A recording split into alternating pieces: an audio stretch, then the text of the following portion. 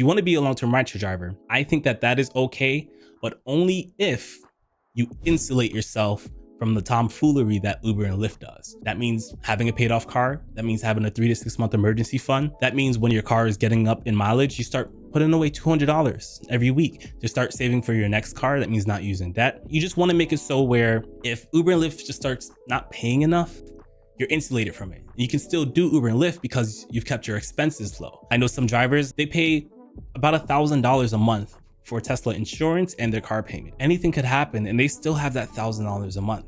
And they also have to work about 20 to 30 extra hours per month in order just to cover that car payment. Like think about that.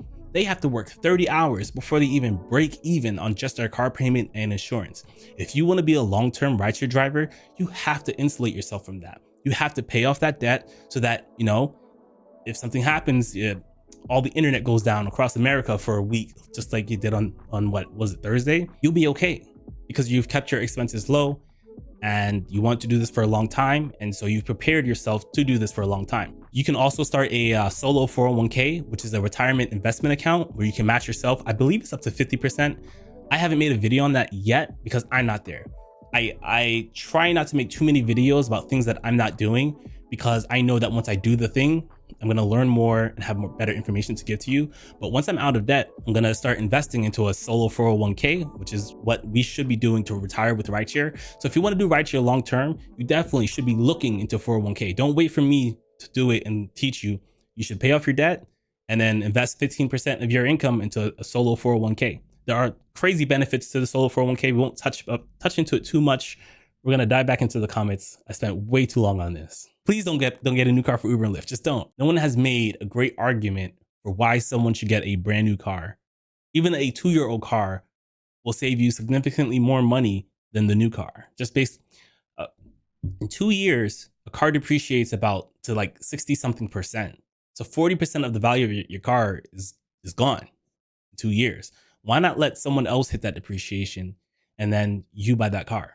Financially speaking, if you want a new car, the only time I'd be okay with someone getting a new car is if you have a net worth of over $1 million, including your house and investments, whatever that might be, and you have a fully funded emergency fund and you have no debt. And that's not a financial justification. I think we as humans, we want things and it's okay to want things, but it's not okay to want things when they set you back in life. If your life is well put together, you want a Tesla, a brand new Tesla for rideshare, even though it doesn't make 100% complete financial sense, I'm on board with it if you can afford it. I just don't think most of us are in a position to afford it yet. Alexandra says, I used a Prius V, a big one, ugly but efficient. Yeah, that's the one I would go for. The old Priuses are all ugly, but the brand new Priuses, they're so beautiful. They're so beautiful. What year are we in? 2024? 2024 Prius. I like the yellow one. I always show the yellow one. Look how sleek that is. So sleek. Can we zoom in? Yeah. But again, as tempting as I am to get this because of how sleek they look, I would not buy a brand new anything for Uber and Lyft. And if you're going to buy a brand new anything, shoot, we're going to buy a car, period. I'm team no more debt. So you have to pay cash for it. So if you want to buy a $40,000, $50,000 Prius, on top of all the requirements I just said, I would still like save up the cash and do it. Just because you go out, you get a car loan, you get banned from Uber and Lyft. Now it's rough, right? Versus you pay cash for that, it's still gonna suck. But instead of it being an emergency, it's now just a huge inconvenience. And that's kind of the difference between having debt and not having debt. You know, I paid off my car in December. January, my check engine light came on. I thought there was a problem. I didn't screw in the gas cap enough. But my first thought was, man, this is gonna suck. But at least while it's in the shop, I don't have a car payment. I don't have to worry about that aspect. And even if, you know, my car got totaled, insurance didn't want to pay out, something happened, I know that it's still going to suck. It's going to be a huge inconvenience, but I'm not going to be here paying a car payment on a car that I can't drive. So I just want to practice insulating ourselves from things that could happen before we make decisions that don't make as much sense financially. So that's kind of what I really want from you guys. Silver Fox says, I love the Prius V. I have the Prius plugin. I would love to get the Prius plugin when it's time to get a Prius. I know they discontinued the Prius V. So if I get a Prius in 2 years, the Prius V might not be what I'm looking at. We'll see. It says, now I switch, I get a used Highlander hybrid. So I do want to dive into the XL world, and I'm not going to do it until I'm debt free. And shoot, I'll be honest with you, for the sake of content, I might buy a Tesla. I don't know if it's going to be new, but I might buy a Tesla, use it for a couple months, and then sell it, and then kind of do that with different cars to kind of review cars for rideshare. That's way down the line. I got to make sure my personal finances are set before I do things like that, because while it doesn't make sense financially just to do for Uber and Lyft, I can kind of justify it as a YouTuber. But if I were to do an XL vehicle, I would go for a hybrid, because again, gas is our biggest thing, our biggest expense, or even maybe a used whatever the 7-seater is for Tesla. That could be an option.